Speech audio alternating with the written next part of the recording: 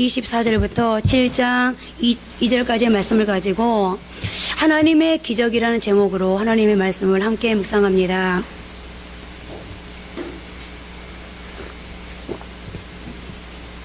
가끔 우리는 이 세상에서 망하되 완전히 망해서 인생 최고 밑바닥까지 내려간 어떤 경우들을 볼 때가 있습니다. 그리고 그 인생 최고의 밑바닥은 내일 먹을 양식이 없고 차비가 없어서 걸어 다녀야만 하고 심지어 하나님께 드릴 헌금이 없을 정도의 경우를 말합니다. 이럴 때 우리가 자기의 힘으로 부채를 해결하고 자기 힘으로 그 자리에서 벗어난다는 것은 인간의 생각으로는 절대로 불가능하게 여겨집니다. 그러나 비록 우리가 이런 절망적인 상황에 처했다 할지라도 하나님의 말씀을 붙들고 하나님을 믿는 것이 얼마나 위대한 일을 가능케 하는지 알아야 합니다. 왜냐하면 하나님이 원하고 기뻐하신다면 단 한 번의 도우심으로 산더미 같은 부채도 해결하고 단 한 번의 도우심으로 모든 어려움을 해결하고 축복의 자리로 우리를 인도할 수 있기 때문입니다. 하나님은 우리가 사람의 힘으로는 절대 해결할 수 없는 어려움들에 빠져 있을 때에도 우리가 전심으로 하나님을 붙들고 부르짖으면 단 한 번에 그 어려움을 해결해 주십니다. 그러나 두려운 것은 우리가 아무리 바로 믿으려고 해도 인간이기 때문에 죄를 짓지 않을 수가 없고 세상의 길로 가지 않을 수가 없다는 것입니다. 오늘 본문의 이스라엘 백성들 역시 오랫동안 바알의 신앙에서 벗어나지 못했습니다. 그리고 무엇보다 이스라엘 백성들이 바알을 포기하지 못했던 이유는 하나님의 도움만으로는 이 험악한 세상에서 살아남을 수 없다고 생각했기 때문입니다. 그러나 현실은 정반대였습니다. 오히려 이스라엘의 축복을 갉아먹는 거머리는 바로 이 바알 신앙이었습니다. 오늘 본문이 그 사실을 증거해주고 있는데요. 아합의 아들 여호람이 이스라엘의 왕으로 있을 때 하나님이 수리아의 베나닷을 보내서 사마리아 성을 포위한 일로 사마리아는 인생 밑바닥까지 내려가는 절망적인 상황에 처하게 되는데 그 상황이 어느 정도였는지 첫 번째로 이스라엘의 그 절망적인 상황을 먼저 살펴보도록 하겠습니다. 이스라엘의 눈에 가시였던 이웃나라 수리아와 베나닷 왕은 사실은 여전히 바알을 숭배하는 이스라엘을 징계하고자 하는 하나님이 준비하신 몽둥이였습니다. 하나님은 주의 백성들이 하나님을 믿지 않고 세상으로 나갈 때 쓰기 위해 몽둥이를 준비해 놓으시는데 대개 몽둥이는 세 가지 중 하나인 경우가 많습니다. 하나는 경제적으로 망하는 것이든지 아니면 몸에 불치의 병이 생기든지 아니면 매우 악한 사람으로부터 상당 시간 동안 괴롭힘을 당하는 것입니다.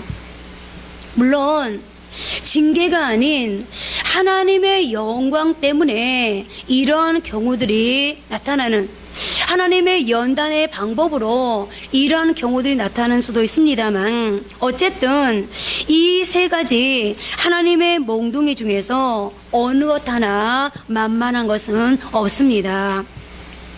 오늘 본문의 이스라엘 백성들이 하나님만 섬기지 않고 바알을 섬기고 금송아지를 섬길 때 하나님은 베나닷이라는 무시무시한 몽둥이를 준비해 놓으셨는데 아합의 아들 여호람이 이스라엘 왕으로 있을 때 베나닷이 쳐들어와서 사마리아를 오랫동안 포위하는 바람에 양식이 떨어져서 사마리아 성 안이 몹시 궁핍하게 되었습니다. 그리고 그 정도가 어느 수준에 이르렀는지 오늘 본문 24절, 25절이 이렇게 밝히고 있습니다. 이후에 아람 왕 베나닷이 그의 온 군대를 모아 올라와서 사마리아를 에워싸니 아람 사람이 사마리아를 에워싸므로 성중이 크게 줄여서 나귀 머리 하나에 은 80세겔이요 비둘기똥 4분의 1 갑에 은 5세겔이라 하니. 여러분들 아시다시피 이스라엘의 두 쪽으로 나뉘면서 북이스라엘의 수도가 사마리아가 되지 않습니까? 오늘 베나닷이 북이스라엘의 사마리아를 쳐들어왔고 사마리아 성을 지금 에워싸고 있다는 것입니다. 아마도 아람 왕 베나닷은 이스라엘 왕에게 온 군대를 다 몰고 쳐들어와서 도저히 받아들일 수 없는 항복 조건을 요구했던 것 같습니다. 그러니까 이스라엘 왕은 이래도 망하고 저래도 망한 게는 마찬가지니까 어쩔 수 없이 항복을 거부하게 되었고 그 때문에 포위를 당하는 중에 극심한 경제적인 어려움을 겪게 된 것입니다. 그리고 사마리아의 그 경제적인 사정이 얼마나 어려웠는지를 살펴보면 우선 나귀 머리 하나가 은 80세겔의 거리가 되었습니다. 보통 때는 나귀 머리는 고사하고 나귀 자체를 먹지 않았습니다. 그러나 너무나도 양식이 없으니까 굶어 죽지 않기 위해서 평소에는 먹을 생각도 하지 않던 나귀 머리까지 먹지 못해서 난리가 난 것입니다. 지금 돈으로 치면 몇 달 월급에 해당하는 값이었습니다. 게다가 비둘기 똥을 말하는 합분태는 4분의 1 값이 은 5세겔, 즉 비싼 돈으로 거래되고 있었습니다. 그런데 이상한 것은 도대체 이 비둘기 똥을 사람이 먹을 수 있느냐 하는 것입니다. 어쩌면 진짜 비둘기 똥은 아니고 평소에는 도저히 먹지 않는 비둘기 똥같이 생긴 콩 비슷한 것이라는 생각이 듭니다. 저희도 어렸을 때 너무나도 먹을 것이 없으니까 참기름 짜고 남은 깻묵을 먹곤 했는데요. 여기에서 나오는 합분태도 진짜 비둘기 똥이라기보다는 그렇게 불린 돌콩 같은 것이었을 것입니다. 어찌되었건 평소에는 잘 먹지 않던 것인데 너무나도 먹을 것이 없으니까 이런 것도 먹지 못해서 난리여서 아주 비싼 가격으로 팔렸던 것입니다. 그러나 이것이 사마리아 사람들이 겪었던 어려움의 전부는 아니었습니다. 하루는 이스라엘 왕이 성 위를 걷고 있는데 한 여인이 그에게 나의 주 왕이여 도우소서라고 했습니다. 이 말을 들은 왕은 화를 내면서 여호와께서 너를 돕지 아니하시면 내가 무엇으로 너를 도우랴? 타작 마당으로 말미암아 하겠느냐? 포도틀로 말미암아 하겠느냐라고 대답합니다. 이 말을 들어보면 이스라엘 왕은 이 재앙이 하나님으로부터 왔다는 것을 알고 있었습니다. 그러나 아무리 하나님께 부르짖고 기도해도 하나님이 도와주시지 않으니 아무 소용이 없다는 뜻입니다. 즉 양식 자체가 없는데 타작마당이 있으면 무슨 소용이 있고 포도가 없는데 포도주 틀이 무슨 소용이 있느냐고 말하고 있는 것입니다. 아마도 이스라엘 왕은 하나님께 대한 신앙이 조금은 있어서 베나닷이 쳐들어왔을 때 나름대로 하나님을 믿고 항복하지 않았던 것 같습니다. 그러나 하나님을 의지한 결과가 너무나도 비참한 것으로 나타났을 때 그는 괜히 하나님을 믿다가 망하게 되었다고 생각하게 된 것입니다. 사실 타작 마당으로 말미암아 하겠느냐, 포도주 틀로 말미암아 하겠느냐라는 말은 맞는 말입니다. 하나님이 도우시지 않는데 공장을 세우면 무슨 소용이 있고 정책을 세우면 무슨 소용이 있겠습니까? 추수할 것이 있어야 타작도 하고 포도도 틀도 사용하는 것 아니겠습니까? 그리고 우리는 여기 이스라엘 왕의 말에서 그가 처음에는 하나님을 믿으려고 했지만 결과가 나빠지자 하나님을 원망하고 있음을 알게 됩니다. 그리고 이것이 바로 우리들의 마음일 수 있습니다. 우리는 하나님을 의지하고 기다리기도 하지만 상황이 더 나빠지거나 아니면 인생 밑바닥까지 굴러 떨어져서 도저히 회생 불가능 상태가 되면 하나님을 믿었던 것을 후회하고 그분을 원망하게 됩니다. 그럴 수 있습니다. 그러나 바로 이때 우리가 해야 할 것이 있습니다. 한 번 더 고비를 넘겨야 한다는 것입니다. 다시 말씀드리면 내가 오늘 이 어려움을 겪고 있고 고난의 고비를 걷고 있지만 그러나 그렇다 할지라도 오히려 이런 상황을 기회 삼아 하나님 한 분을 바로 믿고 의지하고 맡기는, 그러므로 내 신앙을 보일 수 있다는 것으로 만족하자는 그런 신앙을 가져야 한다는 것입니다. 다시 한번 말씀드리면 오늘의 내가 이 어려움을 겪고 있고 이 어려움이 내가 하나님을 믿고 기도했음에도 불구하고 당장 해결되지 않는다 할지라도 그러나 분명히 하나님은 해결해 줄 것이다라고 믿고 오늘 내가 이 자리에서 하나님을 감동시킬 수 있는, 하나님을 일하게 만들어낼 수 있는, 하나님의 군대가 파견될 수 있는 그런 믿음을 보여드려야 한다는 것입니다. 그러나 이스라엘 왕은 이때 이미 하나님을 불신하는 마음으로 돌아서고 말았습니다. 특히 이스라엘 왕은 자기를 도와달라고 하는 이 여인으로부터 기가 막힌 이야기를 듣게 됩니다.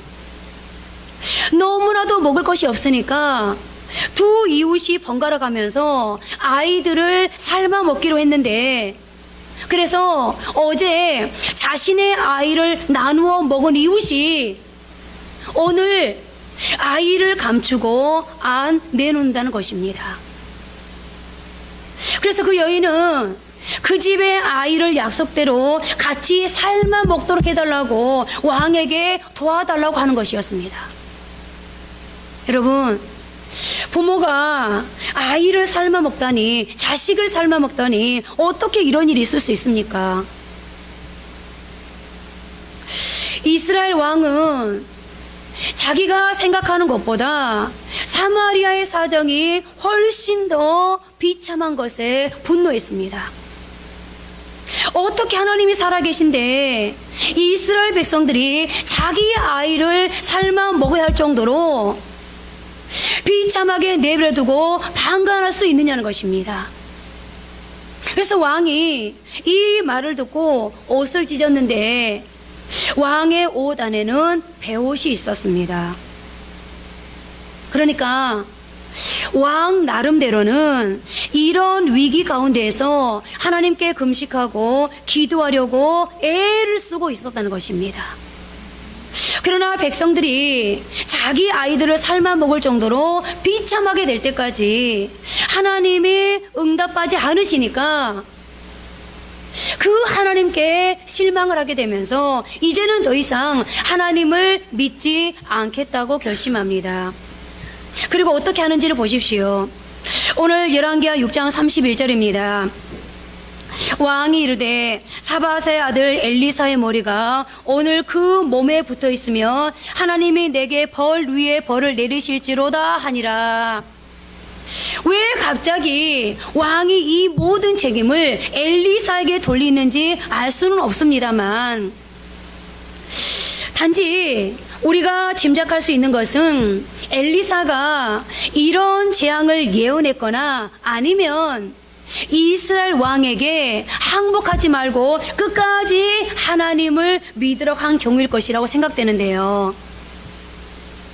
사람이 자기에게 어려운 일이 생기면 그 어려움을 예언한 선지자를 미워하게 되고 원망하게 되는 경우들을 보게 됩니다. 엘리야가 사르밧 과부의 집에 머무는 동안에 그 집 아들이 병들에 죽게 되는 사건이 있었습니다. 그랬더니 그 여인이 엘리야에게 이렇게 말합니다. 하나님의 사람이여, 당신이 나와 더불어 무슨 상관이 있기로 내 죄를 생각나게 하고 내 아들을 죽게 하려고 내게 오셨나이까. 그런데 참 신기하게도 엘리야뿐만 아니라 엘리사에게도 비슷한 상황이 생깁니다. 엘리사가 자주 머물렀던 수넴 여인의 집 아들이 죽게 되었습니다. 그러자 그 여인이 엘리사를 찾아와서 이렇게 말합니다. 내가 내 주께 아들을 구하더이까, 나를 속이지 말라고 내가 말하지 아니하더이까. 이 말은 아이를 갖지 못했던 자신이 언제 당신에게 아들을 달라고 하더이까. 내가 언제 아들 달라고 해서 당신이 내게 아들을 낳게 하더니 이제는 이 아들을 죽게 하는 것입니까? 라고 지금 엘리사를 원망하고 있는 것입니다. 오늘 이스라엘 왕 역시 엘리사를 원망하고 있습니다.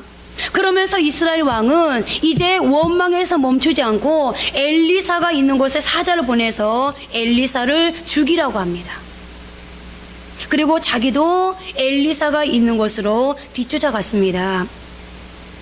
그러나 여러분 너무 잘 알듯이 오늘 본문 이전에 보면 아람과 이스라엘은 수없는 전쟁을 했습니다. 이상하게 아람은 마치 이스라엘을 공격해서 이스라엘과 싸워서 승리해야만이 인생의 숙제가 풀리는 그런 나라인 것처럼 계속해서 이스라엘을 공격해 옵니다. 그런데 이상하게도 그때마다 아람이 전쟁에서 지게 됩니다. 그 이유가 무엇이었느냐면 엘리사가 아람 왕과 장군들이 왕궁에서 작전을 짜는 것을 엘리사가 다 귀로 듣는 겁니다. 그래서 엘리사가 이스라엘 왕에게 지금 아람은 이러이러한 전략, 이러이러한 작전을 가지고 지금 전쟁에 임합니다. 그러니 우리는 이러이러한 작전으로 대처를 하십시오라고 늘 엘리사가 이스라엘 왕에게 말해주는 거예요. 그래서 아람은 번번이 이스라엘에게 졌습니다. 그래서 이 아람이 엘리사를 잡기 위해서 도단성에 아람 군대를 파견하지 않습니까? 그런데 그때에 하나님께서 불말과 불병거로 엘리사를 지켜주게 되었습니다. 그러자 엘리사가 이 아람 군대를 보면서 기도합니다. 하나님, 저들의 눈을 멀게 해주십시오. 그래서 엘리사가 이 아람 군대를 이끌고 어디까지 갑니까? 그 사마리아의 성 안에까지 이 아람 군대를 이끌고 20km를 걸어서 이제 성 안으로 들어갑니다. 그런데 다시 엘리사가 기도합니다. 이 사람들의 눈을 뜨게 해주십시오. 그러자 아람 군대가 다시 눈을 떴더니 이미 그들이 성 안에 포위되어 있는 것이었습니다. 그래서 이스라엘 왕이 묻습니다. 내가 이들을 쳐 죽이리까? 그러니까 엘리사가 뭐라고 말합니까? 칼과 활로 이들을 잡은 것이 아닌데 어떻게 이들을 죽이겠습니까? 죽이지 말고 오히려 융숭한 대접을 해서 자신의 나라로 다시 돌려보내십시오 라고 엘리사가 얘기합니다. 이처럼 엘리사는 모든 것을 꿰뚫는 능력을 하나님께로부터 은사받은 사람이었습니다. 그러니 오늘 이스라엘 왕이 자기를 죽이려 간 것을 엘리사가 몰랐겠습니까? 오늘 엘리사가 왕이 자신을 죽이려 한다는 것을 알고 자신과 함께 있는 장로들에게 뭐라고 말합니까? 이제 왕의 군대가 나를 죽이려고 올 것이다. 그때 문을 잠그고 왕의 사자가 들어오지 못하게 하도록 일러두었습니다. 그러자 왕은 엘리사에게 이 재앙이 여호와께로부터 나왔으니 어찌 여호와를 기다리리요 하면서 하나님을 버리겠다고 합니다.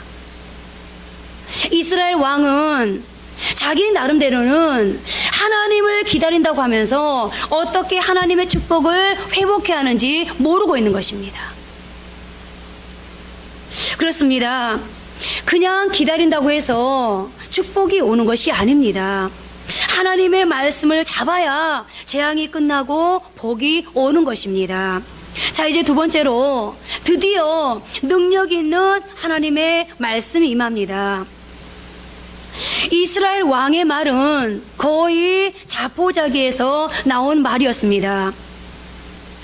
아마도 이스라엘 왕은 하나님을 버린 후 자기 아버지가 그랬던 것처럼 거창하게 바알의 제사나 다른 우상의 제사를 드리려고 했을 것입니다. 그런데 이때 자비하신 하나님은 드디어 말씀을 주셨습니다. 그리고 이렇게 하시는 이유는 하나님의 말씀이 우리의 생명이고 우리의 모든 것임을 깨달으라는 뜻이었습니다. 오늘 본문 7장 1절 말씀입니다. 엘리사가 이르되 여호와의 말씀을 들을지어다. 여호와께서 이르시되 내일 이맘때에 사마리아 성문에서 고운 밀가루 한 스아를 한 세겔로 매매하고 보리 두 스아를 한 세겔로 매매하리라 하셨느니라. 이 말씀 무슨 말씀이죠? 단 하루 만에 사마리아의 모든 경제적인 어려움이 해결되어서 전쟁이 나기 전에 그 경제 상태로 돌아갈 뿐 아니라 사마리아 사람들의 식량 문제가 완전히 해결된다고 말씀하고 계시는 겁니다. 그런데 여러분, 이 말씀이 믿어지십니까? 단 하루 만에 이스라엘의 절박한 이 어려운 상황이 해결된다니, 만약 여러분의 상황이 지금의 이 이스라엘 백성들처럼 절박한 상황을 지금 내가 살고 있는데 인간적으로 생각하면 도저히 해결될 수 없을 것 같은데, 그런데 이 오랫동안 지속된 이 묵은 문제가 단 하루 만에 해결된다 라고 하나님께서 여러분에게 이 말씀을 주신다면 여러분은 과연 어떻게 반응할 수 있을까요?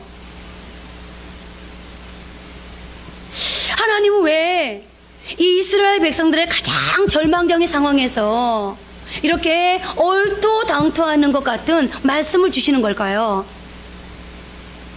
그 이유가 무엇일까요?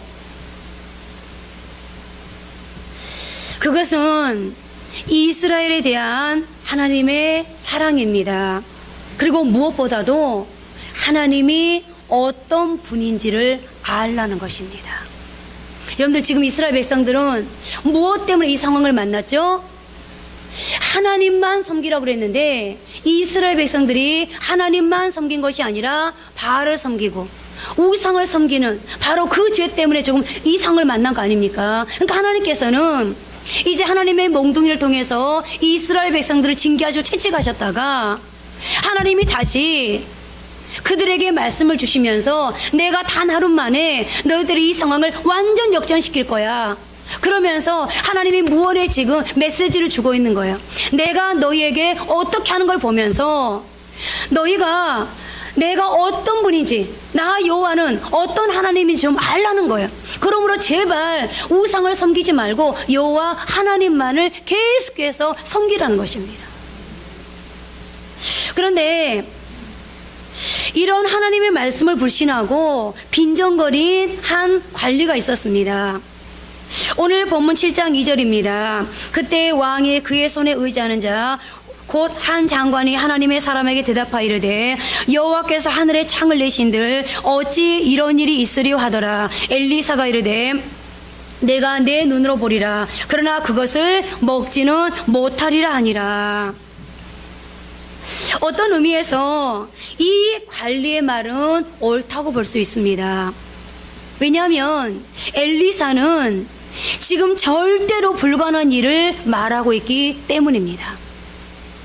반면 이 관리는 통계에 아주 밝았고 사마리아의 식량 상태가 어떤지 너무나도 잘 알고 있는 사람이었습니다.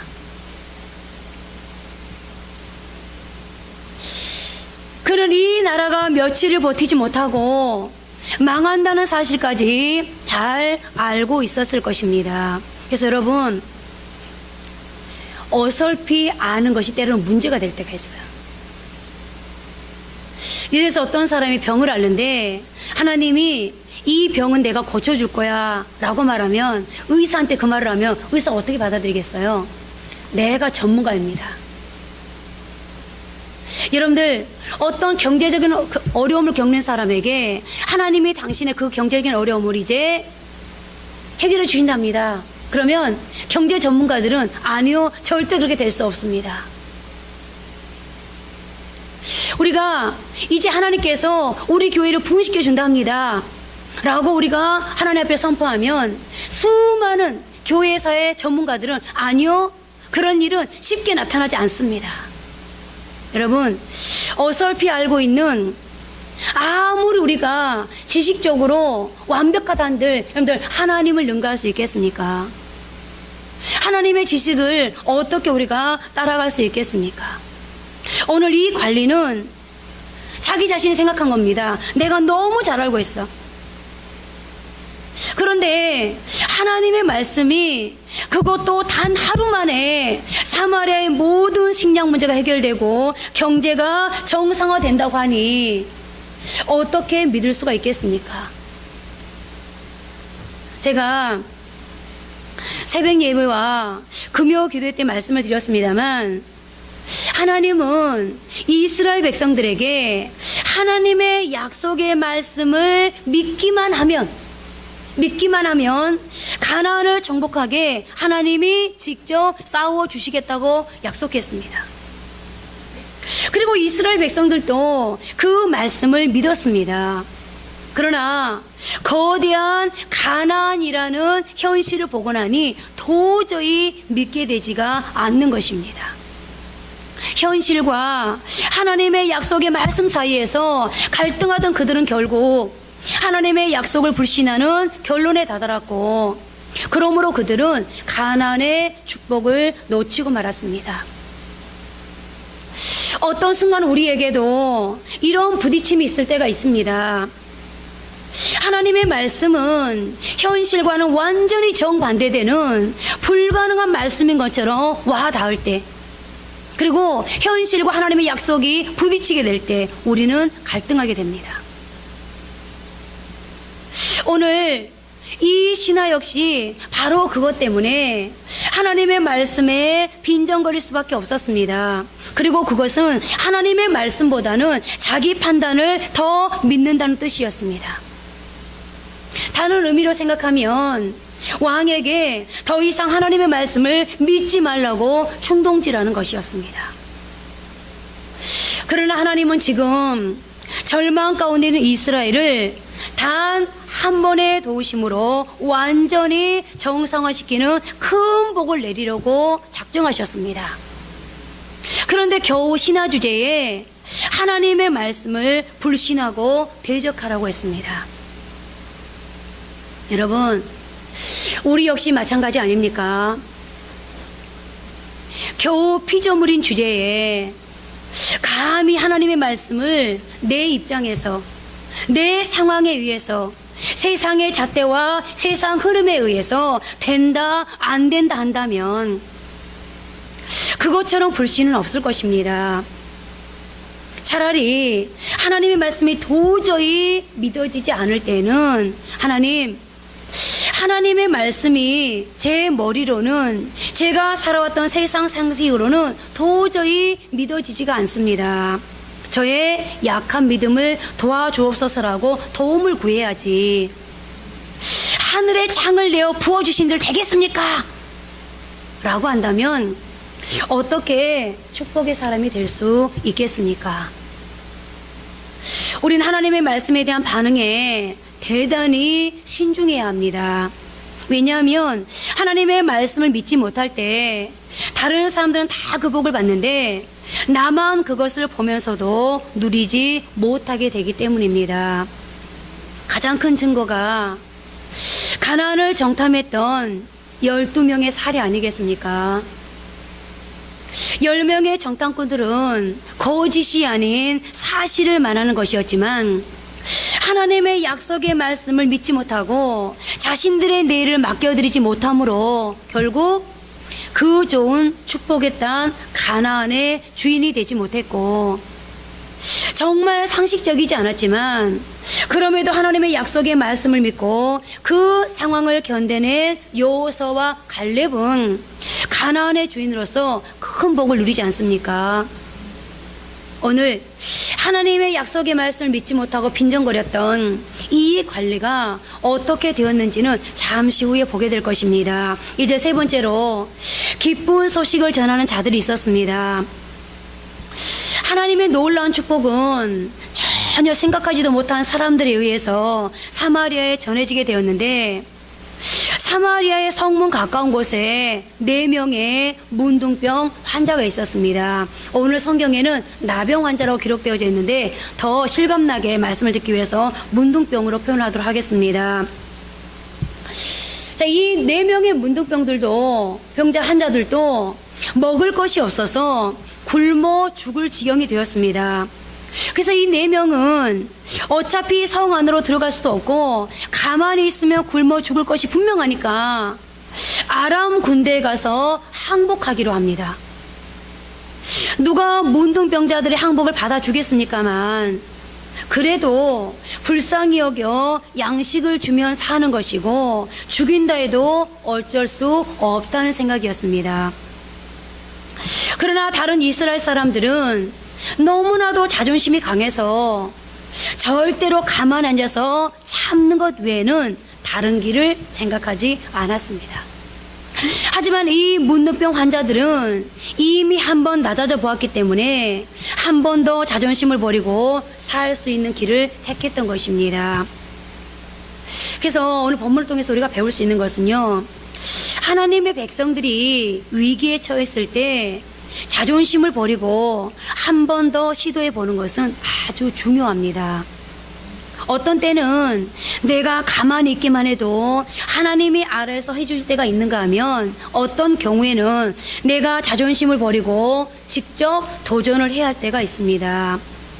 놀랍게도 이 4명의 문둥병 환자들이 자존심을 버리고 아람 지인을 찾아갔을 때는 물건들만 가득 있고 아람 군인들은 한 사람도 남아있지 않았습니다. 이것은 너무나도 이상하고 놀라운 일이었습니다. 바로 오늘 얼마 전까지만 해도 아람 군대가 수두룩했는데 지금은 물건과 양식만 남고 사람은커녕 개미 새끼 한 마리도 보이지 않았습니다. 4명의 문둥병 환자들은 이것을 이해할 수가 없었습니다. 그러나 상황이야 어찌되었건 이들은 생각할 겨를도 없이 닥치는 대로 물건과 양식을 누락질해서 감추었습니다. 이 장막에서도 금이나 은이나 물건들을 훔쳐서 감추고 다른 장막에서도 똑같이 했습니다. 여러분, 얼마나 신나는 일이었겠습니까? 그러나 곧 그들은 이 사실을 알지 못하고 성 안에서 굶어 죽어가고 있는 많은 이스라엘 사람들을 생각했습니다.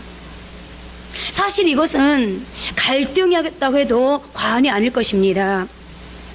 어떤 의미에서 이들은 문둥병 때문에 이스라엘에서 쫓겨난 사람들이었습니다. 그리고 그들은 그 많은 축복을 자기들만 가지고 싶은 마음도 있었을 것입니다. 그러나 그들에게는 이 엄청난 복을 자기들만 가질 수 없다는 양심의 소리가 있었습니다. 이 문둥병 환자들은 역시 이스라엘 사람들이었습니다. 아니, 어쩌면 그들이 문둥병 때문에 사회에서 추방되어 온갖 고생을 한 것도 바로 이 기쁜 소식을 전하기 위해서였는지도 모르겠는데요.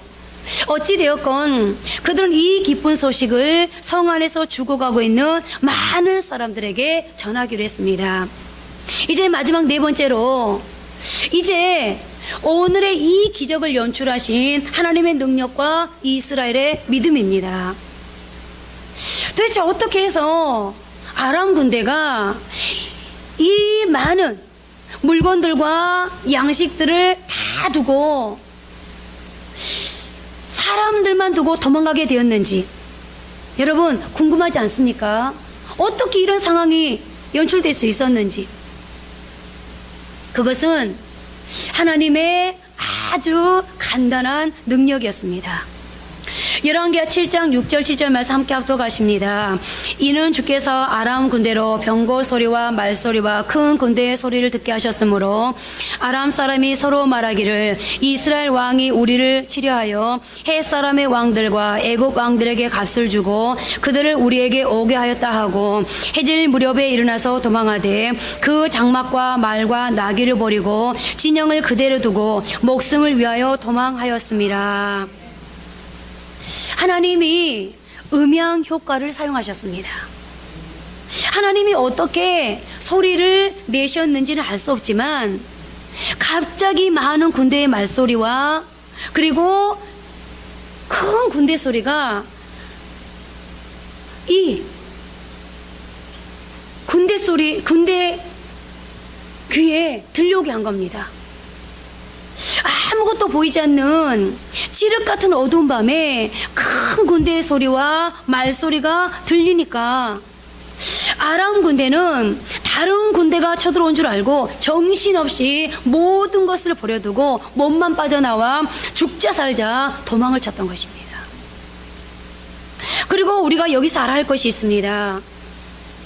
하나님은 하나님의 백성들을 위한 무궁무진한 능력과 지혜를 가지고 계시기 때문에 아무리 어려운 절망적인 상태에서도 하나님을 의지하면 살게 되어 있다는 것입니다. 우리가 오늘 제가 주일학교 설교를 하면서 얘기했습니다만 역대상 14장에 보면요, 다윗이 블레셋과 전쟁을 하게 되었습니다. 그런데 다윗에게는 이 블레셋 아기스 왕을 반드시 해결해야만 되는 인생 숙제가 있었습니다. 왜냐하면 사울에게 피해 다닐 때 다윗이 아기스에게 가서 미친 척을 하면서 아기스의 신하가 되었거든요. 그러니까 이 아기스가 볼 때 다윗이 어느 날 이스라엘의 왕이 되었다 그러니까 어쭈 네가 내 신하인데 내 허락도 받지 않고 네가 이스라엘의 왕이 됐어 감히? 그러면서 이 아기스가 다윗을 향해서 쳐들어온 거예요. 처음에 다윗이 승리를 했습니다. 그런데 이 아기스가 생각할 때 어쭈 다윗과 같은 애송이한테 우리가 졌다고? 이건 말도 안 돼. 그러면서 다시 재공격을 해온 거예요. 그때 다윗이 하나님 앞에 묻습니다. 하나님, 제가 이 블레셋과 전쟁을 할까요? 마주 올라갈까요? 그러니까 하나님께서 뭐라고 말씀하십니까? 아니, 마주 올라가지 말고 이번에는 뭘 해라? 기습 공격을 해라. 그러면서 뭐라고 말씀하냐면 뽕나무 위에서 걸어 다니는 소리가 나거든. 그때 진격해라 이렇게 말하거든요. 그런데 여러분, 뽕나무 위에 사람이 어떻게 걸어 다닐 수 있어요? 그런데 그것은 무슨 말씀이냐면 오늘 하나님께서 이스라엘을 승리케 해주기 위해서, 이스라엘을 구원해 주기 위해서 큰 군대의 소리와 말소리가 있게 했던 음향 효과를 사용한 것처럼 하나님께서 다윗에게도 똑같은 역사를 준 거예요.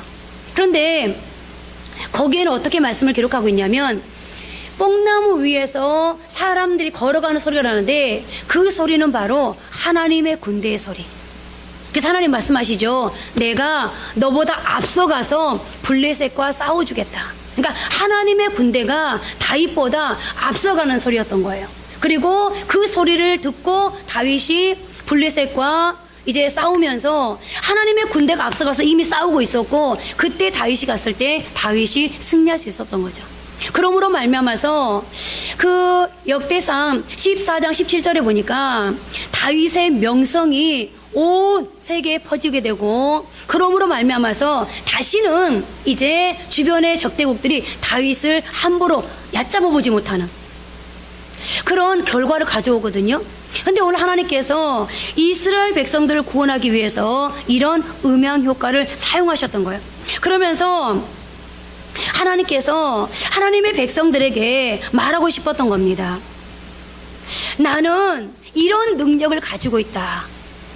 내가 하고자 하면 못할 것이 없다라는 것을 가르쳐주고 싶었던 거예요. 자, 그런데 문제는 문둥병 환자들의 보고를 받은 이스라엘 왕은 이 아람 군대의 도망 소식을 믿지 않았다는 것입니다. 오히려 자기들을 성 밖으로 유인해서 성을 빼앗으려는 유인술로 생각했습니다. 그때 왕의 신복 중 하나가 왕에게 바른 판단할 수 있도록 건의를 합니다. 열왕기하 7장 13절이 말씀하고 있는 것처럼 기왕 가만히 있어도 굶어 죽게 될 텐데 죽을 각오를 하고 몇 사람을 보내서 확인해 보자는 것입니다. 다시 말씀드리면 가만히 있으면 말도 죽고 사람들도 다 죽을 텐데 귀양 죽을 것 한번 부딪혀 보자는 것입니다. 여러분들이 절박한 상황을 지금 살고 계시다면 여러분도 한번 이런 용기를 내보세요. 내가 이래도 죽고 저래도 죽을 것 한번 기도해 보자. 내가 이래도 죽고 저래도 죽을 것 한번 하나님을 믿어보자. 내가 이래도 죽고 저래도 죽을 것 하나님의 약속의 말씀을 신뢰해 보자. 그래서 오늘 말을 타고 이 문둥병 환자들이 말했던 아람 진영을 향해서 갑니다. 그때 어떻게 됩니까? 정말 문둥병 환자들이 말했던 것처럼 군대는 없고 먹을 양식과 5만 가지의 금은부와 폐물들이 그야말로 널려 있었던 겁니다. 그래서 그들이 이제 이 양식과 금과 은 모든 것들을 사마리아 성으로 가져오게 되었고, 그러므로 말미암아서 단 한 번으로 모든 양식 문제와 경제 문제, 그 절박했던 문제가 다 해결되었습니다. 그래서 엘리사 선지자가 말했던 대로 고온가루 한 서에 한 세겔이 되고 보리 두어 서에 한 세겔이 되었습니다. 그러나 선지자의 말씀을 믿지 않고 빈정거리던 왕의 신하는 이 놀라운 일을 보기는 했지만 백성들이 그를 미치고 밟고 지나가는 바람에 결국 죽고 말았습니다. 그렇습니다. 이것이 하나님의 능력이요 하나님의 방법입니다. 성경은 하나님이 얼마나 위대하며 하나님의 말씀이 얼마나 능력 있는지를 우리에게 생생하게 보여주고 있습니다. 그러므로 우리는 이 세상에 아무리 좋은 것이 있고 아무리 다른 사람들이 달콤하게 유혹한다 하더라도 절대로 하나님의 말씀을 놓치지 말고 사생결단하며 붙드는 자들이 되어야 합니다. 이제 말씀을 맺겠습니다. 오늘 여러분들의 삶이 오늘 이스라엘 백성들처럼 인생의 밑바닥, 인생의 절체절명의 상황, 인생의 절박한 상황을 살고 계십니까? 건강으로, 물질로, 실패로 인생의 부도의 위기를 살고 계십니까? 그러면서 이 인생의 답을 찾고 계십니까? 여러분, 답은 오직 하나님 한 분입니다. 그리고 그 하나님은 오늘도 말씀으로 우리를 찾아오시고 우리가 그 말씀을 붙들고 나아갈 때 반드시 우리를 회복해 하시고 다시 일어설 수 있게 합니다. 이제 우리 모두 우리의 가장 중요한 것에 내게 해결할 수 없는 인생의 절박한 그 상황 한가운데 하나님의 능력을 그리고 하나님의 말씀을 둘 수 있기를 바랍니다. 그리고 그 말씀 앞에 묻고 그 말씀을 적용할 수 있는, 그러므로 매번마다 이 절박한 상황 속에서 구원함을 얻을 수 있는 하나님은 단 한 번에도 나의 인생의 문제를 해결할 수 있다는 것을 굳게 믿고 그 믿음으로 한 주간을 살아갈 수 있기를 바랍니다. 이제 우리 한번 기도하겠습니다. 오늘 말씀을 생각하면서 하나님은 단 한 번에도 내 인생의 문제를 해결할 수 있다고 하는데 나는 그 하나님을 진짜 신뢰하고 있는가? 하나님이 내게 주신 이 약속의 말씀을 나는 붙들고 있는가? 그리고 적용하고 있는가? 다시 한번 하나님 앞에 우리 자신을 점검하면서 하나님, 단 한 번에도 하나님은 이스라엘 백성들의 이 오랜 문제를 해결해 주셨는데 나의 이 오랜 문제도, 이 절박한 문제도 이 절체절명의 상황도 하나님 해결할 걸 믿습니다. 하나님, 이 하나님의 기적이 나의 기적 되게 해주십시오. 우리 간절하게 주여 한번 부르면서 기도합니다. 주여, 아버지 감사합니다.